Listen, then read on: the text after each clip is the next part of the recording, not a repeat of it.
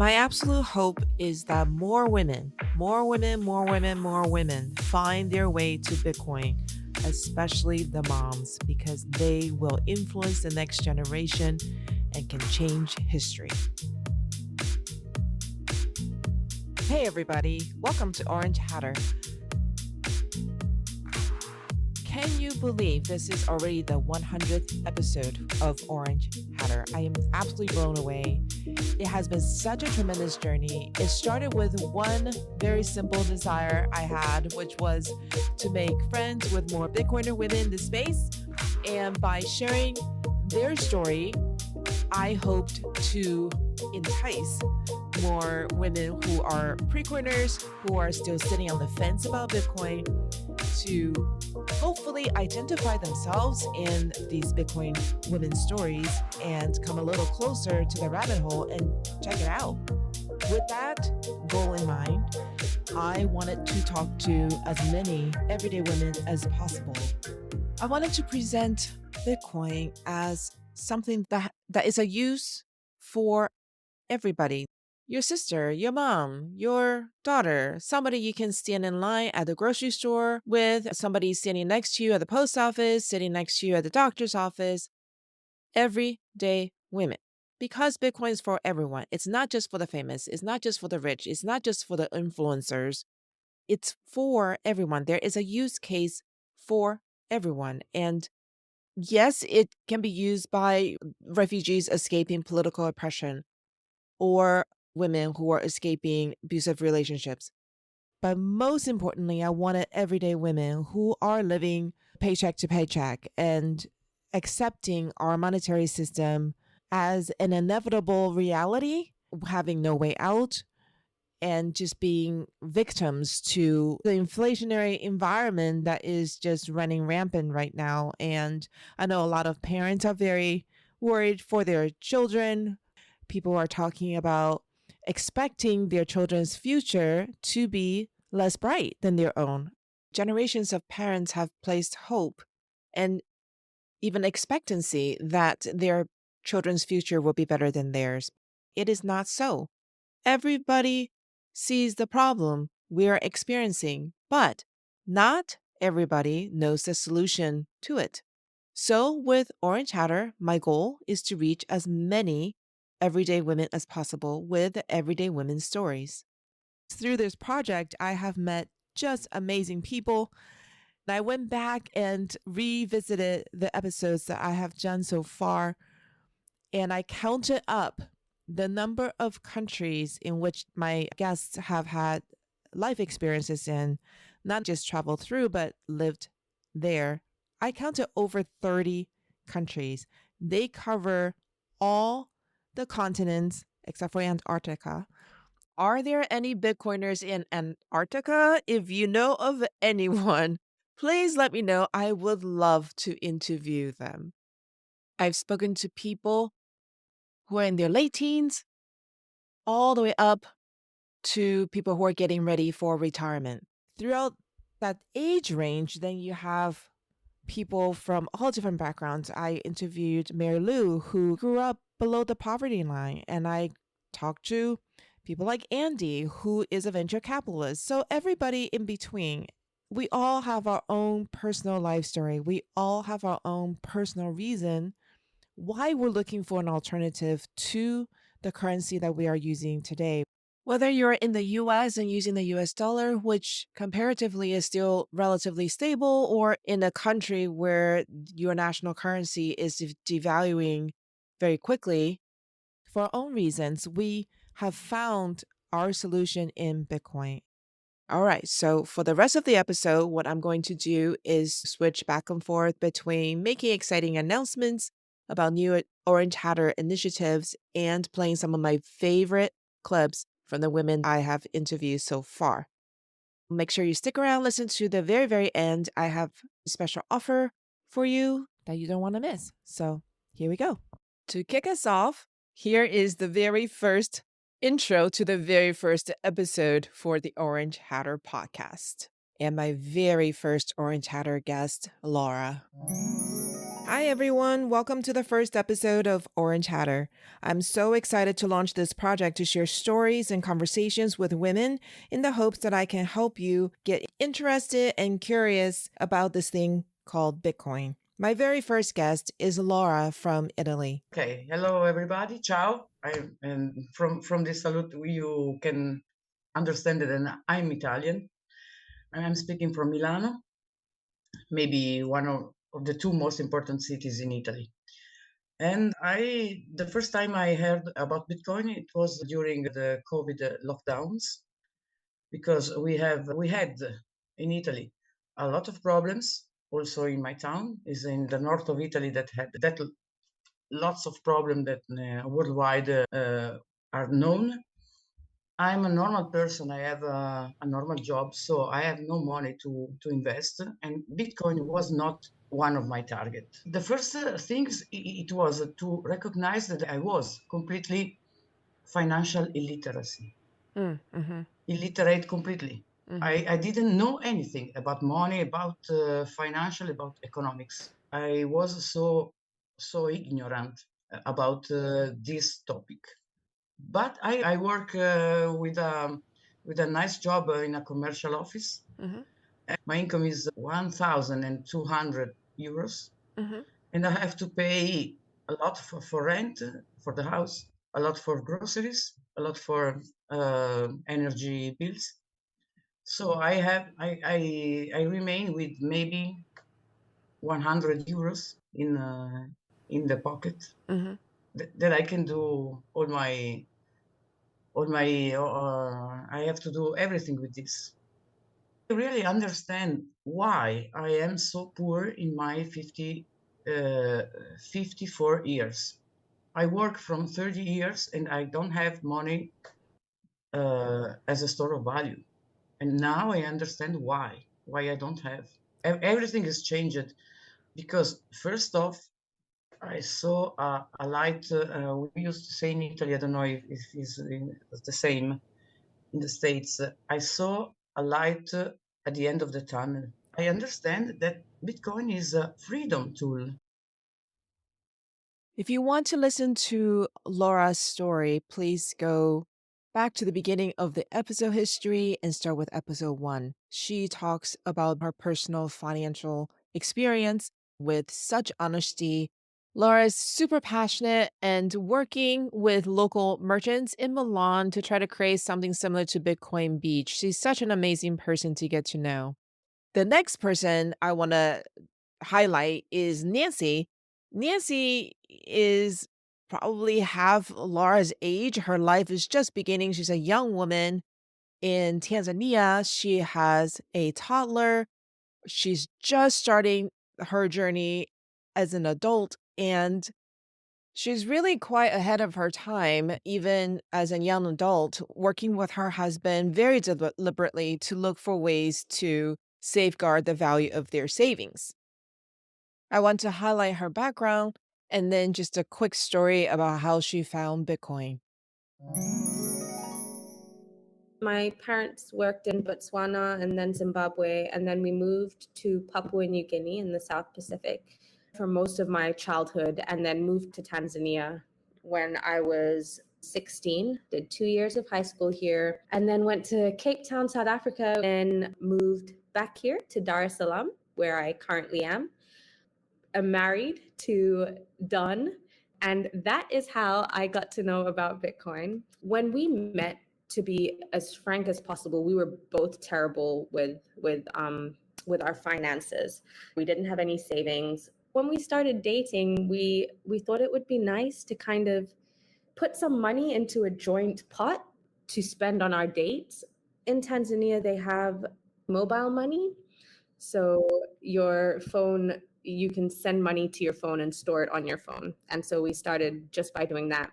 And then the pot grew and it reached the limit of what could be stored on mobile money. So we opened up a bank account, and then we had to open up several other bank accounts. It was a lot of bank fees. I would get a salary to my bank account, and then there would be a bank fee to send some to my phone, And then there'd be a mobile money fee each time I tried to use it from my phone. It was costing me money to have money. I think where Don really started seeking was we were living month to month. And it was really frustrating because we both had full time jobs. We were both working at international schools. But for some reason, it just felt like we couldn't save anything. Like nothing we did made a difference. And at the same time, we had our parents who have properties, and in their time they were able to buy properties with like 1 month salary, which now is worth so much more. The expectation was you get married, get a job, buy some land, and you start building a house. But it was impossible. We couldn't do it. My dad bought land, good land, when he just got out of university. He just finished his PhD and he bought it for 700 shillings.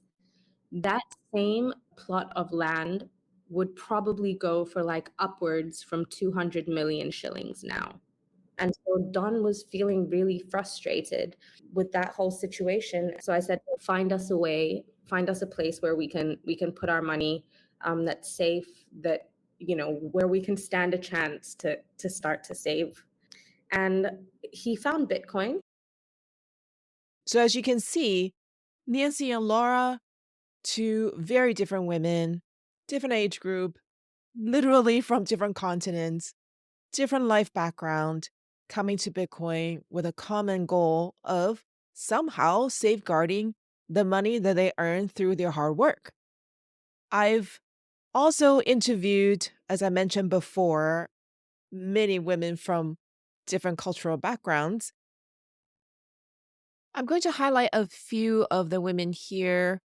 They are from different continents. Sanjna, living in Belgium but from India. Marina, she's living in New York but grew up in the global south. Taruko in Thailand but grew up in Japan. And of course, our own American women. Let's take a listen.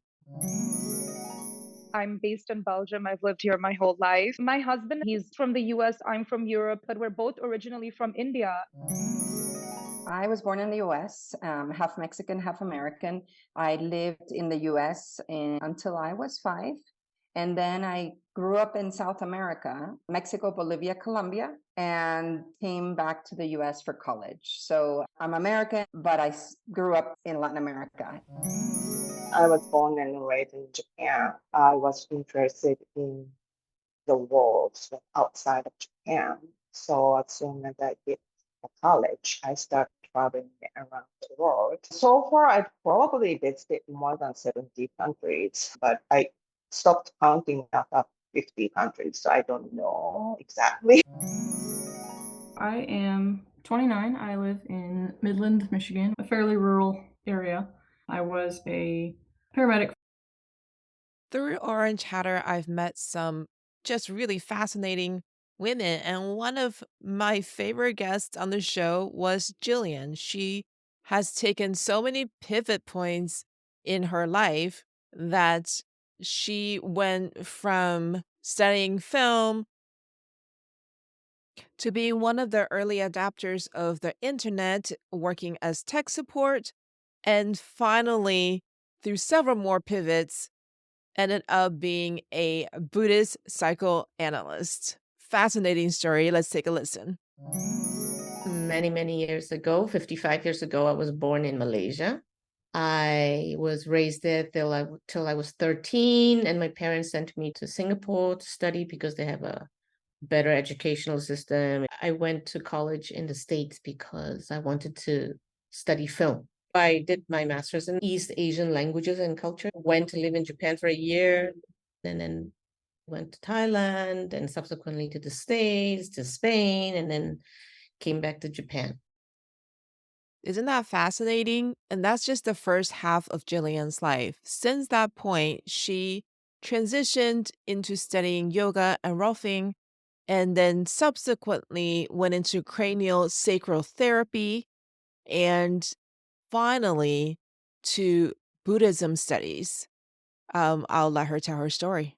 I was doing craniosacral therapy that was put together by someone called Franklin Sills, and he was visiting from England to Boulder to teach a cranial course, and the wife was coming. So I only knew her as the wife, Franklin's wife. And she was going to teach a 3-day workshop called Coalescence of Compassion. I was really attracted to these words, coalescence of compassion. So I did do the workshop. 3 days, I sat there just crying. I wasn't sobbing, I was seated there, present, and tears just rolled down. And I understood it as a resonance, a strong resonance when you hear truth that you don't hear normally.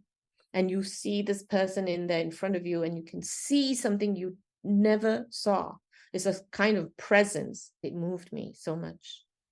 So I thought, I want to study with this person.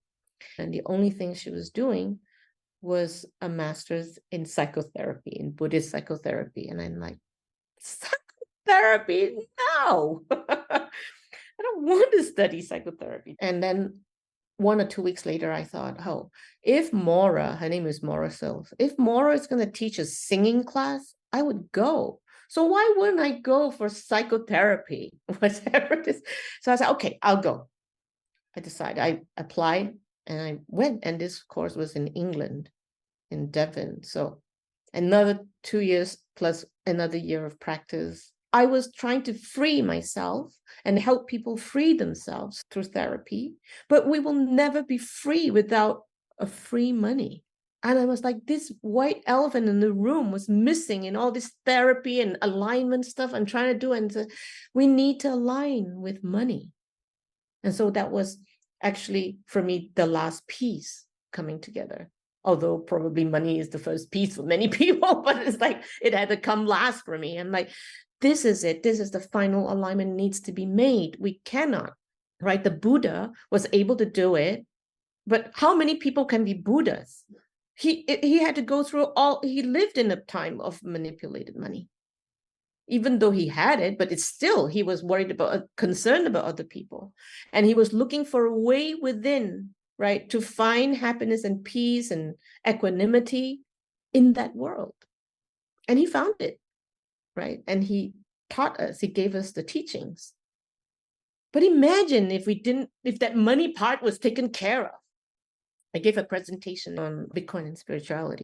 I took the teaching, the Four Noble Truths, the Buddha's teaching, where the fourth truth is the Eightfold Path, the Noble Eightfold Path. And if you look at all the Noble Eightfold Path, Bitcoin or sound money like Bitcoin can help you really more easily achieve 5 of them. So for me, telling people about Bitcoin, helping people understand, helping people use it, self-custody, that's my thing.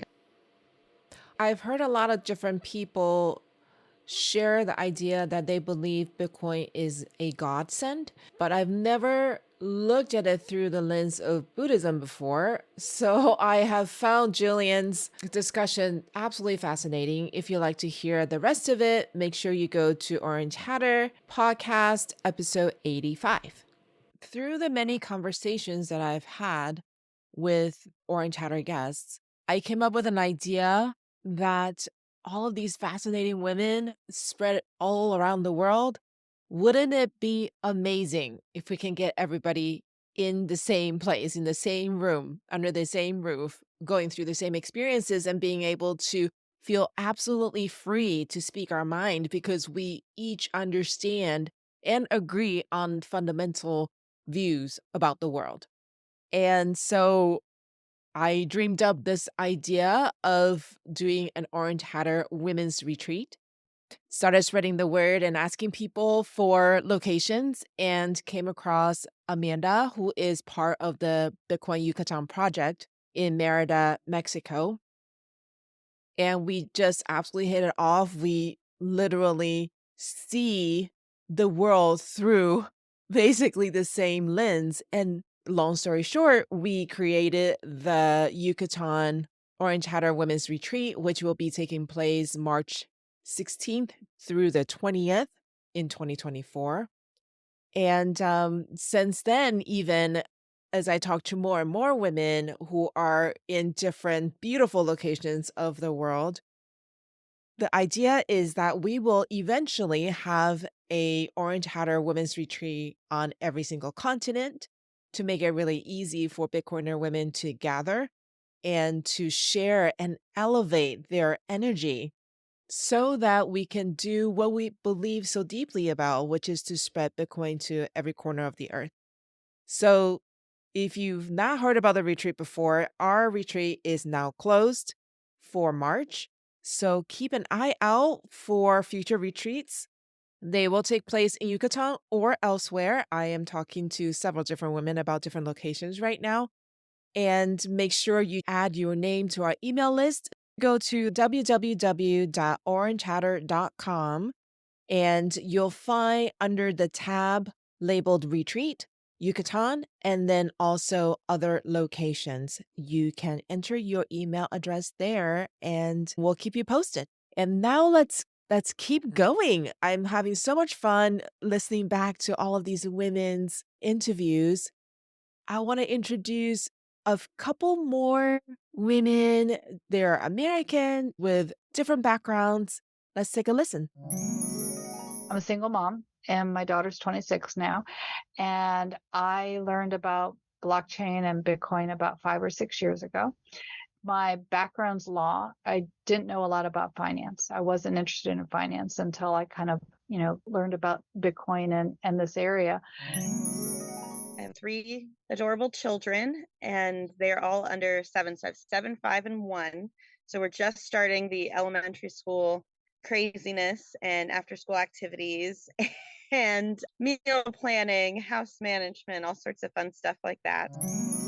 Generation Bitcoin, which is a group of Gen Z Bitcoiners who are really on a mission to try and bring Bitcoin education to Gen Z and really inspire them to be a part of the Bitcoin space and grow it and innovate in it because they will inherit Bitcoin moving forward. I'm very lucky to now be a part of the group. I am in charge of projects. One project that we are just starting is called the Bitcoin University Guide.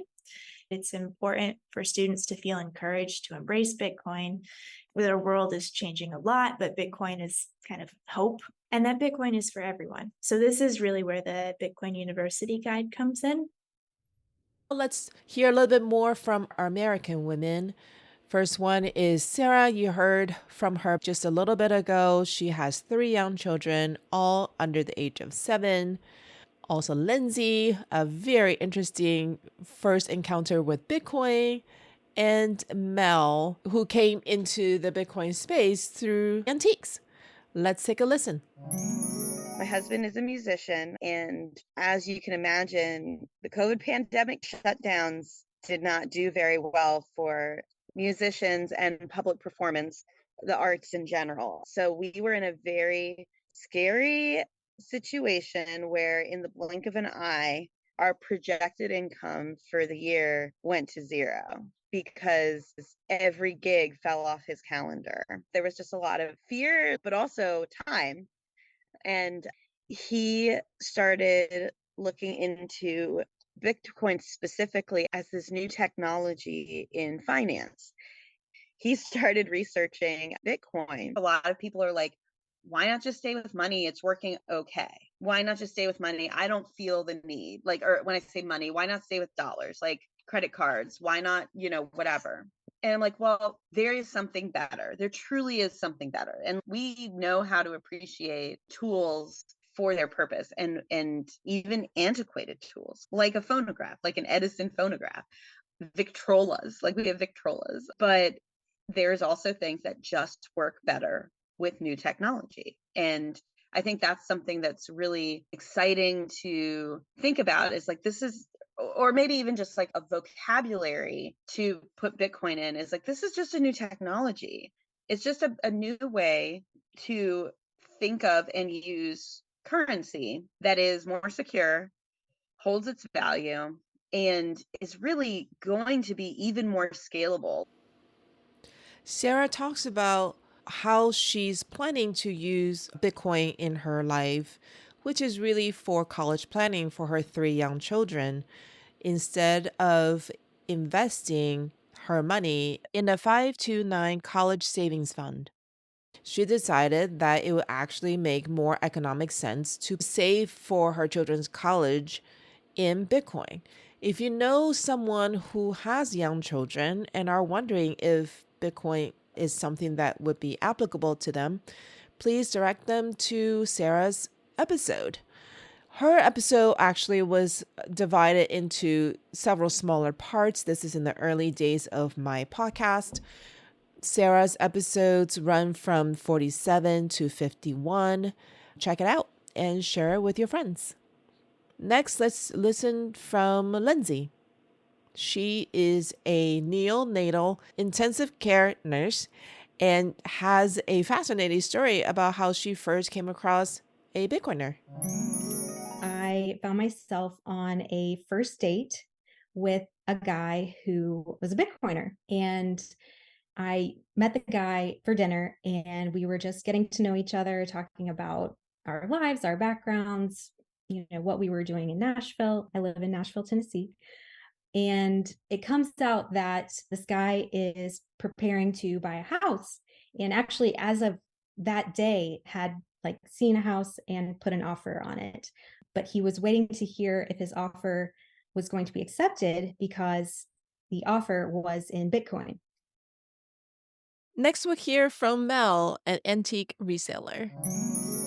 My husband is a comic book and card collector from childhood on, and we were going to buy our first house. And I saw this eBay. I kept hearing about eBay. And I said, why don't we try selling some of this stuff on eBay and maybe we can raise some house money? Well, that was it. I was hooked, and I couldn't even buy a digital camera. It was so expensive to buy one.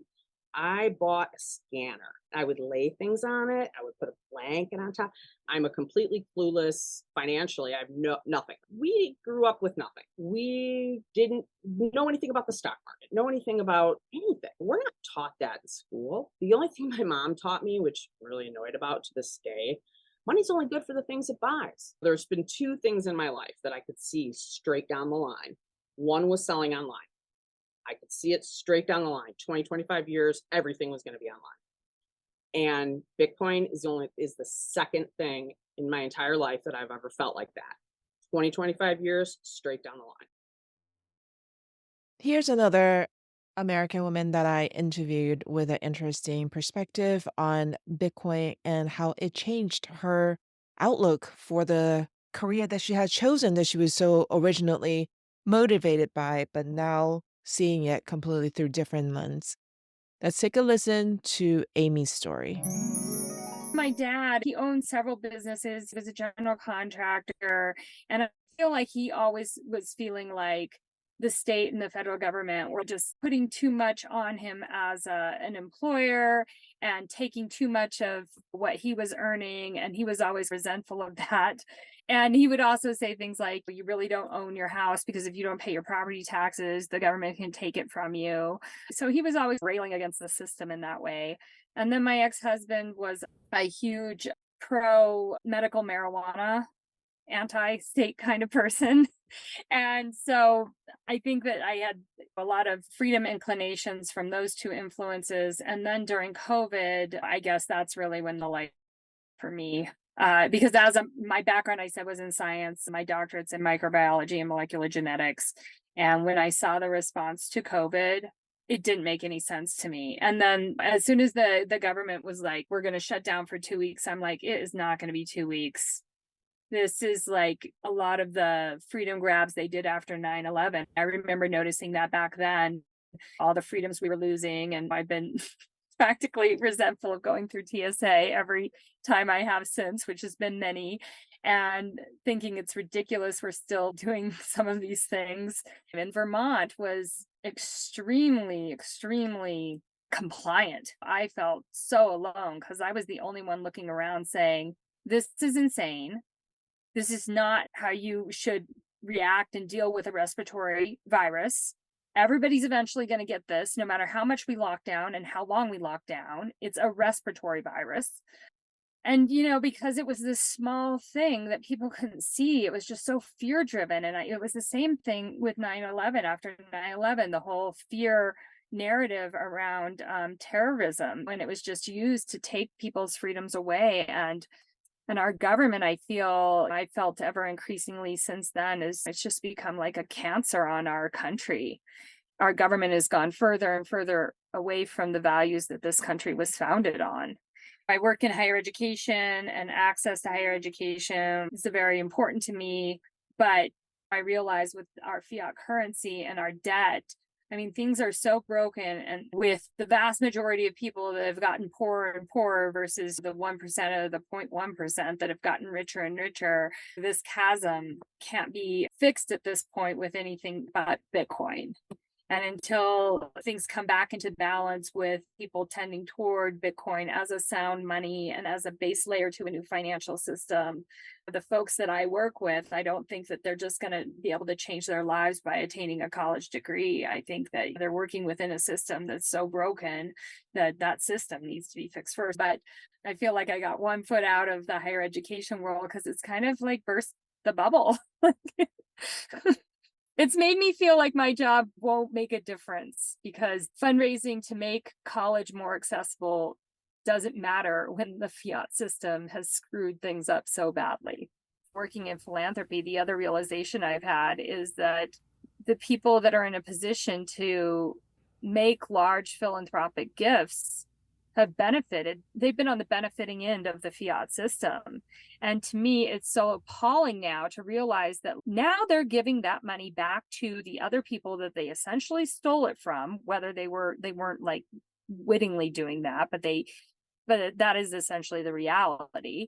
And now they're giving it back to them with conditions. And it just has made me lose so much of the inspiration of what originally drove me in my work and in fundraising in higher ed. You can listen to the rest of Amy's interview on episode 78. After talking to so many women who are Bitcoiners, there's one common theme that comes up over and over again, which is everyone would rather not be working in the fiat world, but to be working in the Bitcoin space. That has inspired me to start a Orange Hatter Mastermind group. And what that is a group of us. We're all entrepreneurs, Bitcoin women, developing our business so that we can live, breathe, work in the Bitcoin space. It can feel very lonely, which is why earlier in the episode, I talked about gathering Bitcoiner women together for a retreat, but that is only a short time out of a year. And so this mastermind group I created, we meet weekly and we come together and we support each other consistently, and with FaceTime and with sharing, with cross promoting, with a listening ear when we need some encouragement, with ideas when we need some advice. We are working together, creating synergy to make our business successful. The group started in January this year, and it is a 1-year commitment. I am going to open up another group in June of this year, and we will meet in the middle of the day. Right now, the group that I have is meeting in the evenings, which doesn't work for all the different time zones. So the one that is launching in June will be in the middle of the day in the Eastern Standard Time Zone. So that hopefully will make it easier for people who are in Europe outside the US time zones. If you are interested, go to www.orangehatter.com, and under the tab that is labeled Get Involved, look for Mastermind. And there you can put your name on the waitlist so that when the Mastermind group opens for June, you'll get a notification and you can submit your application to get involved. Again, that's www.orangehatter.com/mastermind, or you can just go to the main website and go to the drop-down menu, Get Involved, and scroll down to Mastermind. Okay, so far we've heard from people who live outside of the US. We've heard from people who are from the US. And now I want to introduce you to a few women who are immigrants to the US. So they have a unique perspective comparing what's happening here and what's happening in their parents' country. First up is Sophie. She is a Venezuelan American. Let's take a listen. My parents came to this country in the 80s when the United States was at the peak of its economic performance. Even today, they're very much in denial that the dollar could collapse or that the government is corrupt because they've seen it in such an extreme version in Venezuela, in their country, that they cannot fathom that it would happen here. Even though people are people and people make mistakes and nobody is immune to sin, you know, and power corrupts everybody. I'm going to be honest with you. I just never thought about money because, I mean, except for like in the way that most people would think about it. Do we have it? Do we not? Are we going to live the next day? But I never really thought about where money came from. Even as the inflation crisis was hitting Venezuela, I just didn't understand what that actually meant. In my mind, I was like, well, an evil dictator has taken over the country, so of course the economy is going to do badly. But I didn't understand the bridge between A and B. I didn't understand what it was that the government was doing and what nationalization was doing to our country to make the currency inflate and basically corruption devalue our currency. So I never really thought about it from that point of view until I understood what Bitcoin was. And when I understood Bitcoin, I started going back to my upbringing and I started understanding, wow, okay, so they started printing more money to pay off more people to because it was a corrupt government. And the more people they paid off, the more dollars they stole from their reserves because the Bolivar was backed by the dollar. And then when they ran out of dollars, they had to print more money so that the dollars would be worth more bolivares. And then I understood, wow, they're doing something very similar in the United States. How could that be? We don't have a corrupt government, or so I thought. And then that all started making sense. But at first my upbringing didn't really clue me in to any of this stuff because I was living in a bubble. I didn't know what was going on and I just didn't know. Check out Sophie's episodes 60 to 62. Next up, Aida. She is a Cuban American. Let's hear her story.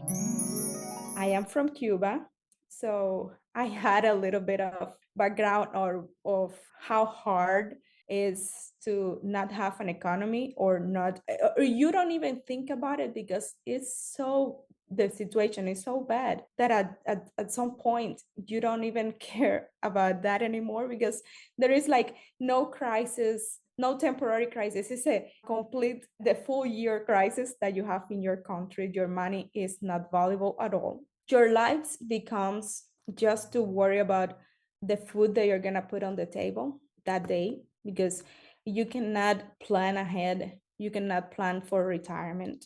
Like in this country, people think about, they have their retirement plans and they have all of that thinking on the future, and then they move to Florida. That's the stereotypical, right? But the people move to Florida and have a beautiful retirement there. You don't think about that in Cuba.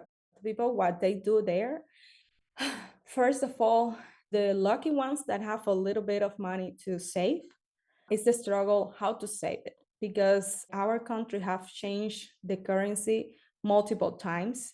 The currency is totally devalued. So we don't even appear on the inflation charts anymore. Every time people talk about inflation, how inflation grows and everything, they mention Venezuela, they mention Argentina. Cuba is not in the charts because we are so done. We don't even are part of those charts. So it's really hard for the people there.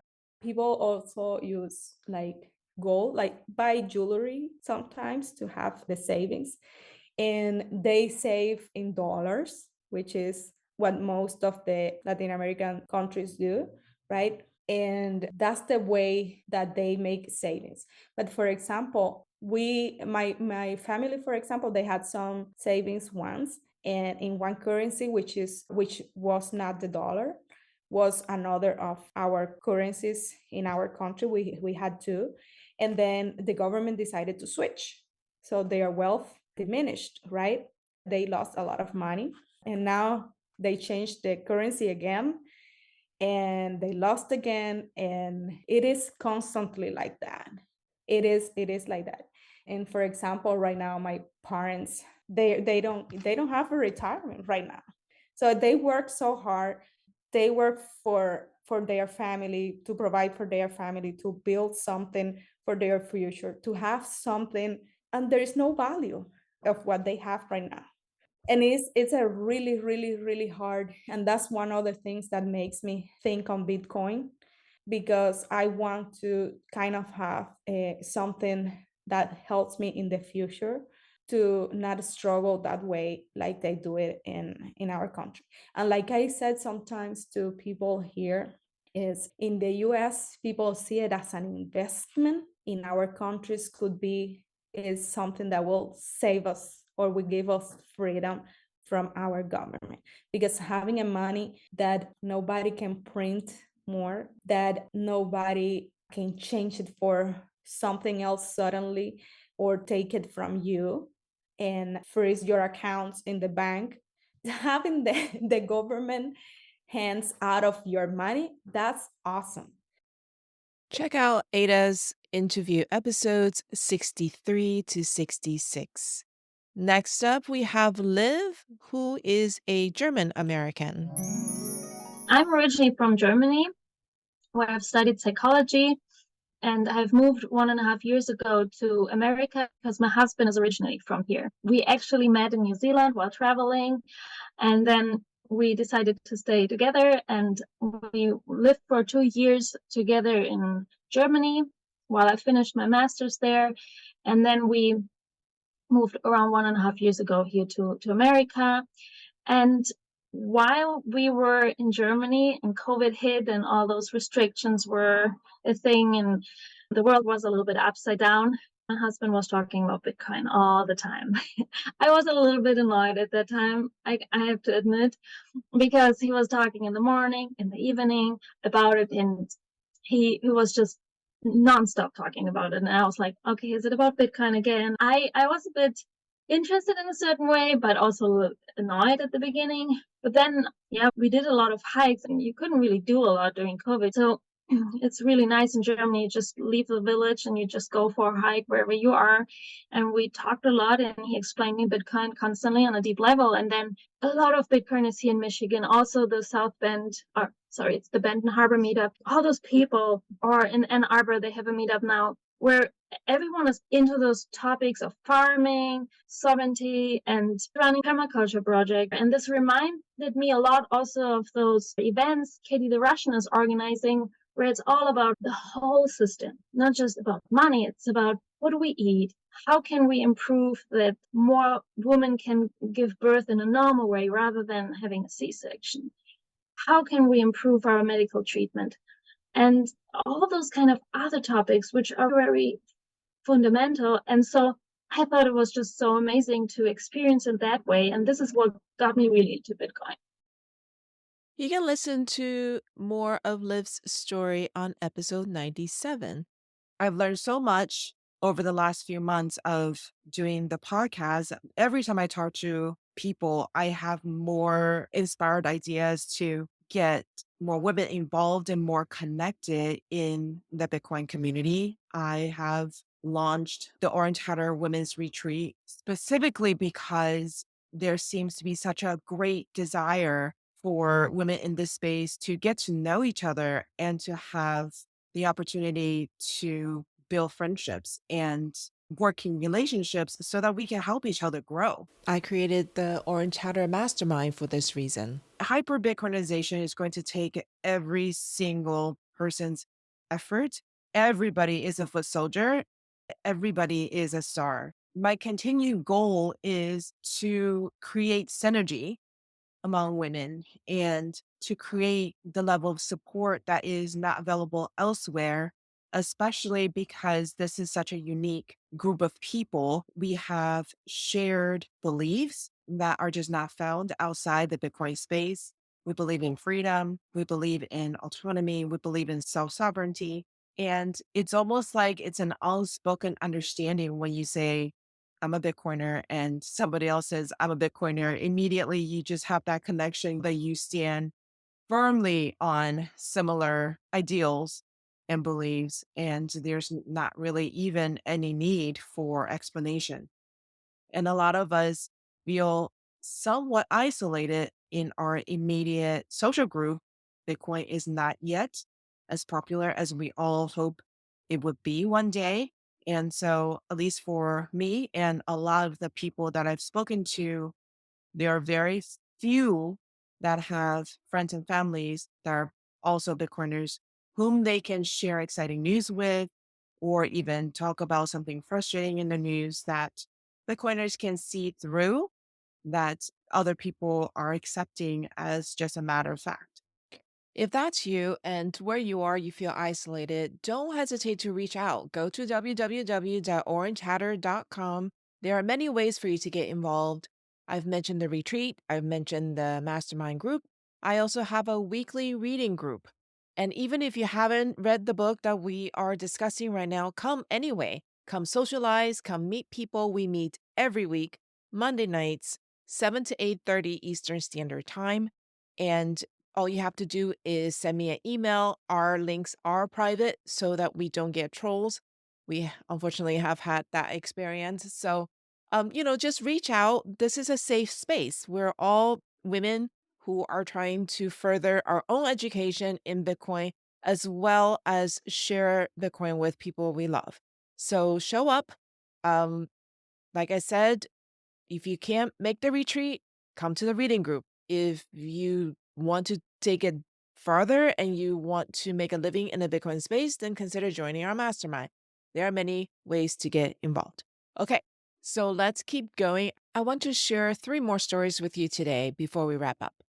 Next up is Toshi from Nigeria, and she gives us a glimpse of what she has witnessed in terms of money.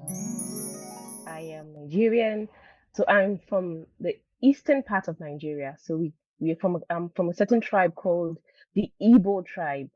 Yeah, so because Nigeria is divided into different ethnic groups, different tribes, and we have over 503 languages spoken in Nigeria. Last year, towards the ending of last year, the Central Bank of Nigeria decided that they wanted to redesign the old Naira notes, particularly the 200 Naira notes, 500 Naira notes, and the 1,000 Naira notes.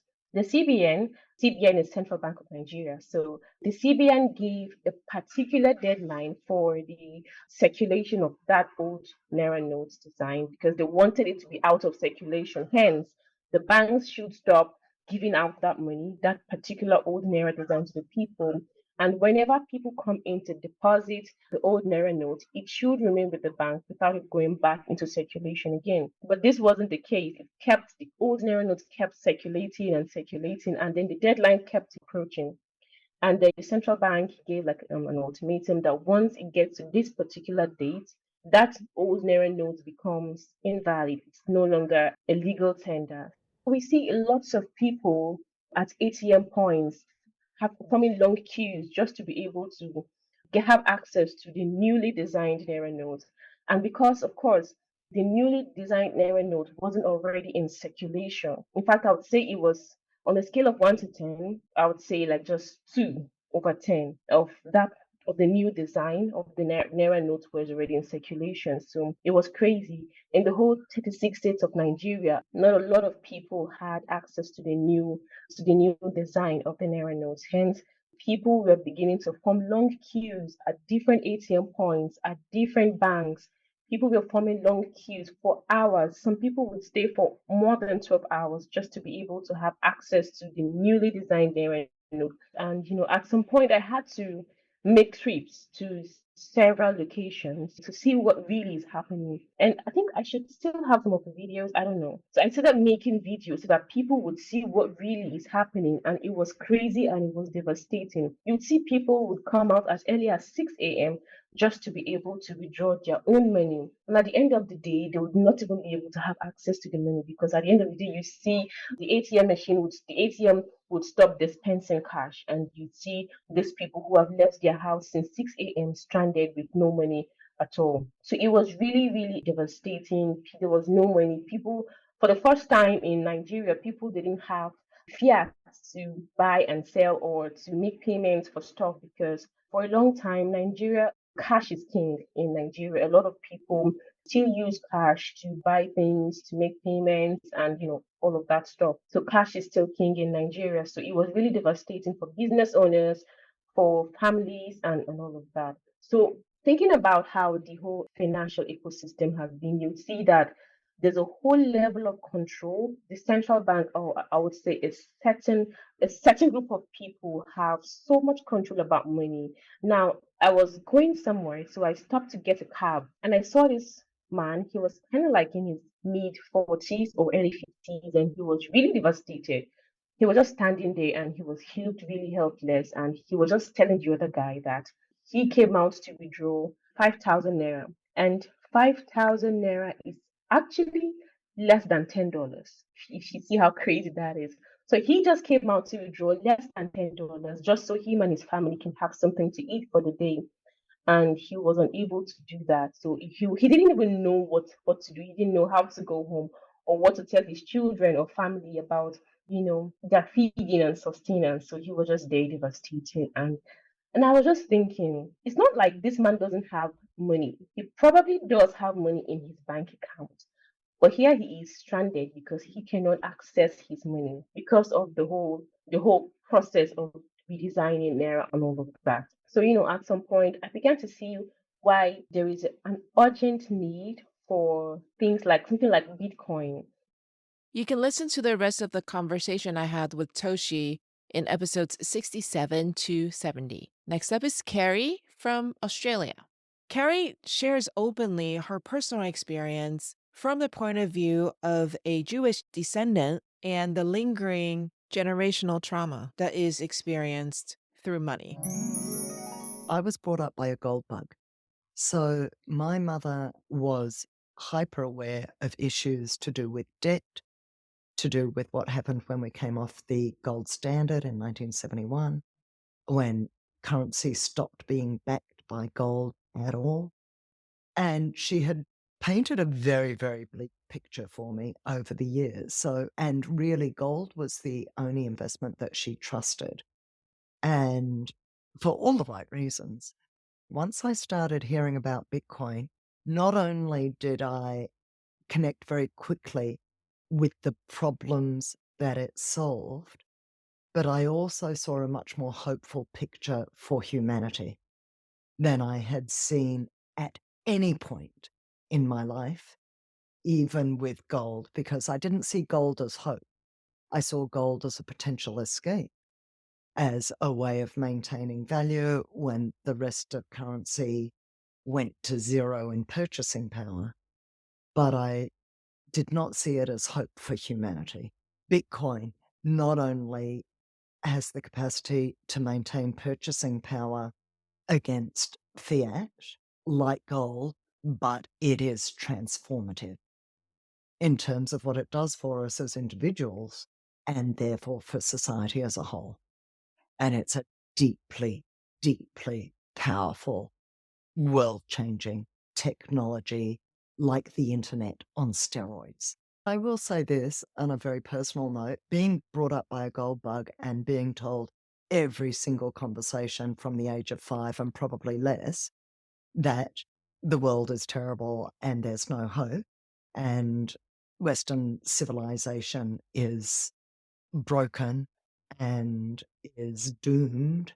And I suffered with terrible depression for many years. And a lot of it was because of this sense of doom and gloom, and that there really was no hope, and that there was no way out. And so perhaps for me, part of the excitement of discovering Bitcoin was it was quite personal.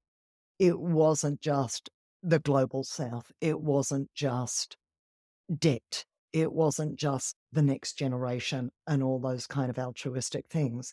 There was something very personal in it for me that when I say it was the first hope I had in over 50 years, I really mean that at a in a deeply personal way.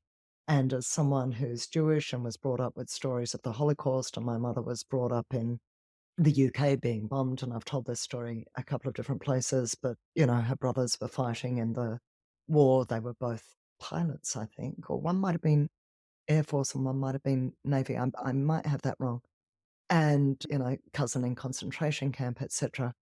And really part of my whole upbringing was the West is going to hell in a handbasket. People turn on each other when things get ugly, and Jews will be blamed and vilified. And so there was a very personal aspect to all of what was going on with money printing and with debt. It felt like the world was a very dangerous place. I never really got past that. And Bitcoin has started to help to heal me. And part of that is the hope of the protocol itself. And part of it is the community who perceive the world in a not dissimilar way to me, and a sense of finding my tribe. But it's a very broad and very diverse tribe.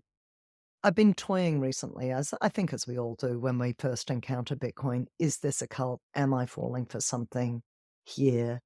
And then someone like Greg Foss is so helpful here when he goes, it's just math. And you go, okay, so I'm in the cult of math. I can live with that. To the degree that math is a cult, that's apparently the cult I'm a part of. You can catch the rest of my interview with Carri on episode 74. Before I go on and share the last story with you today, I want to share a very exciting new project with you in the Orange Hatter Initiative, which is what I call Energize the Chain, Intention Experiment Bitcoin Edition. I have recently been reading Lynn McTaggart's work on Intention Experiment, and I thought, why not Bitcoin?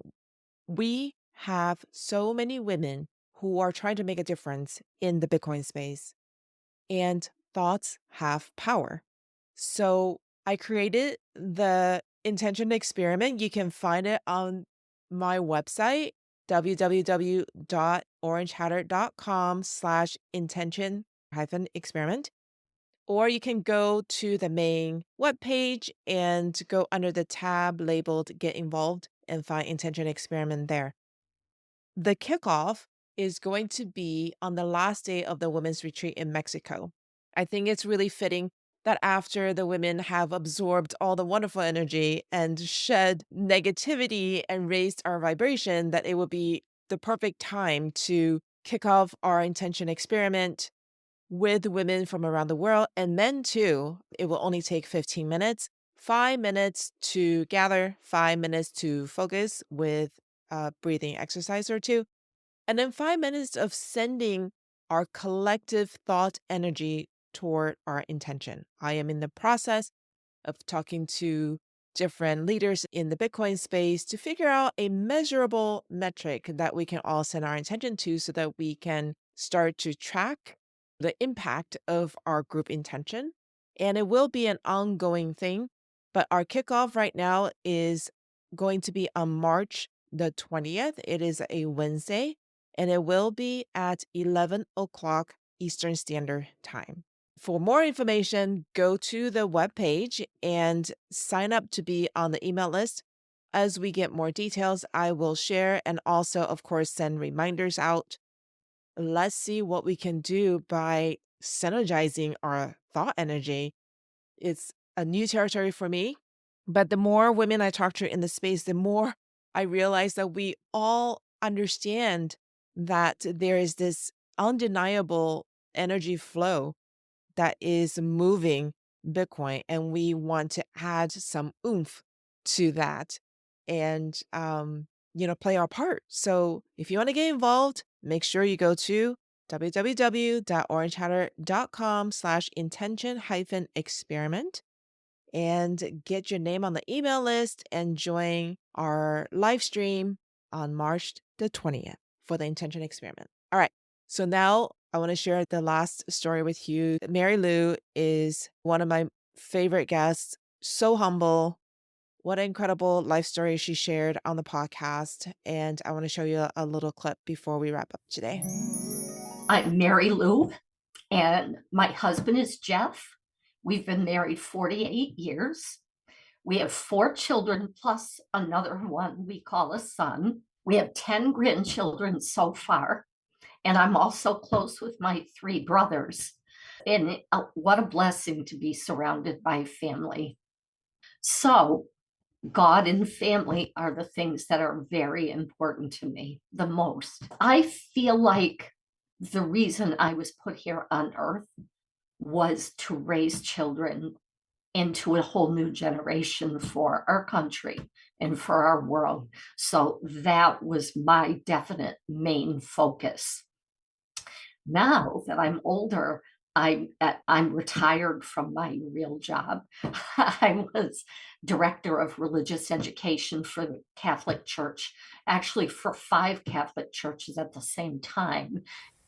Growing up, I grew up below the poverty level. My dad had 4 jobs, but no benefits whatsoever, no health insurance, just by the hour. And it never bothered me that we were really poverty. We had cousins that were on what they called welfare back then, and they would share some of their stuff with us if we really needed. I feel very blessed that I was never jealous or envious of my cousins for receiving. Again, they called it welfare back then. I know they call it something else nowadays. And back then, you wouldn't have food stamps or EBT cards. You would go line up in long lines down Main Street to a building where you would pick up welfare food. And it was interesting. It almost looked like army food, where you'd get an enormous can of tuna fish, and printed on it, it said tuna fish. That was the only thing on the can, and a block of cheese, but it would be like 10 pounds in one block. And it said cheese. So, whatever kind it was, I don't know. But my aunt would say, send Mary Lou, if she comes and stands in line with us, I'll give her some of the stuff we don't like. So we had a lot of stuff we didn't like either. My older brother and I still to this day talk about, we'd get a cardboard box, and inside was a plastic bag, and the box said non-fat dry powdered milk. That was exactly what it said. And it was the worst. And my mom and I, we'd mix it in a blender, and you had to mix it with warm milk because it would be too lumpy, and then put it in the fridge. And I say that because it goes to show how I became a saver, not a spender, how to get along in life with a low amount of money for many years. I'm not a person that wants to be wealthy, just comfortable. And I think through these life choices and life learnings, but mainly due to God's blessings, we're comfortable enough. We're ready for retirement should it come. My husband's been working, if I can brag, 51 years at the same company. I heard about Bitcoin through my son. He started to tell my husband and I about Bitcoin. He was diving into it. He was really pouring time into it.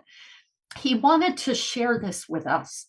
But at the time, my husband was not really interested. He had his way of saving.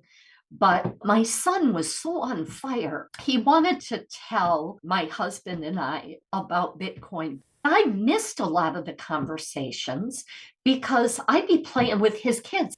I'm trying to listen, but all talking grandma, grandma, grandma.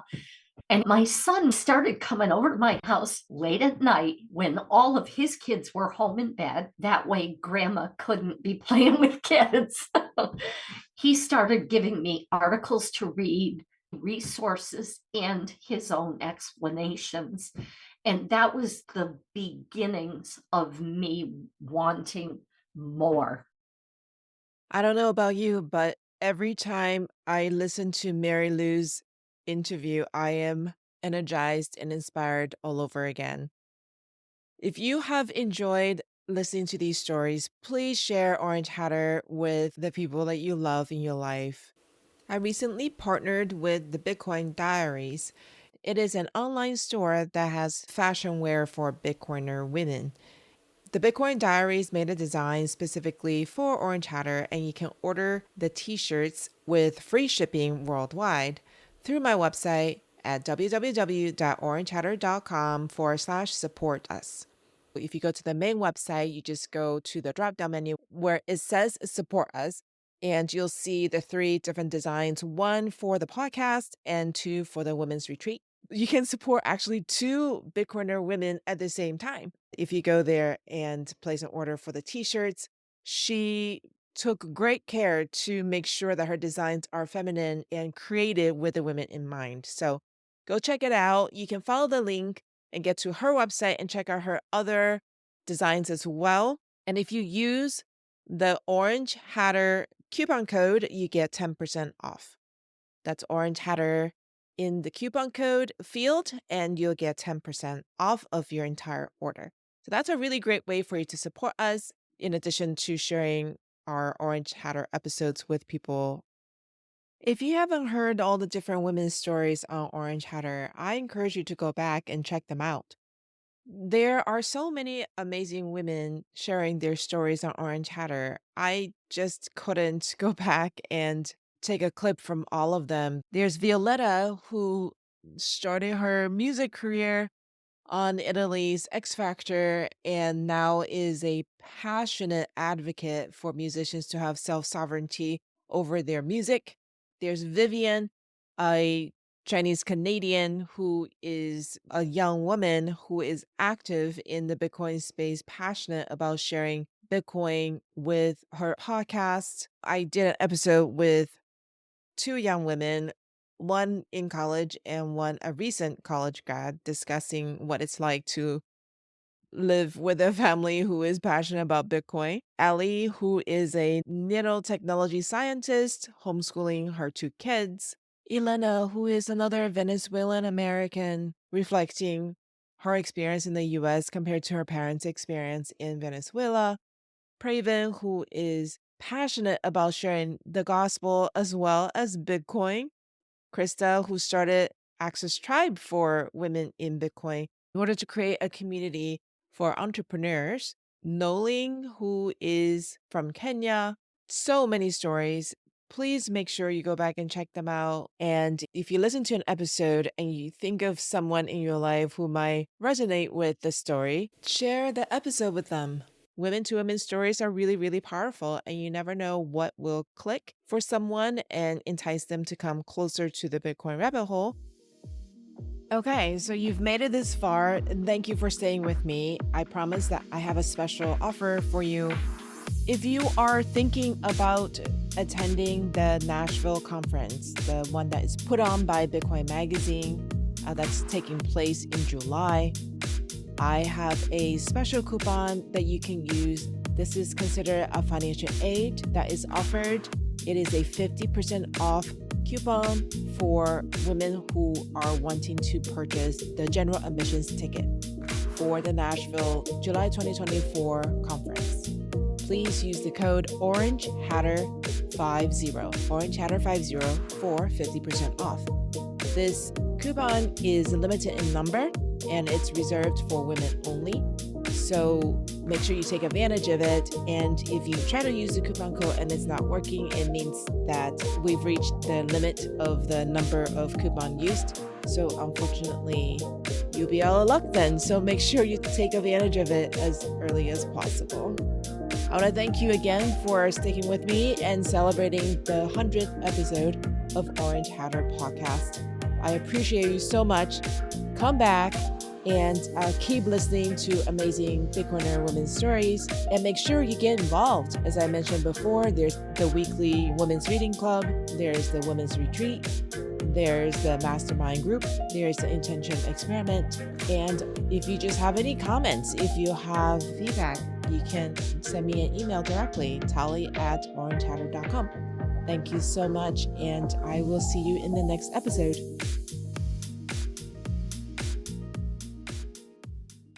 This episode is sponsored by Free Market Kids.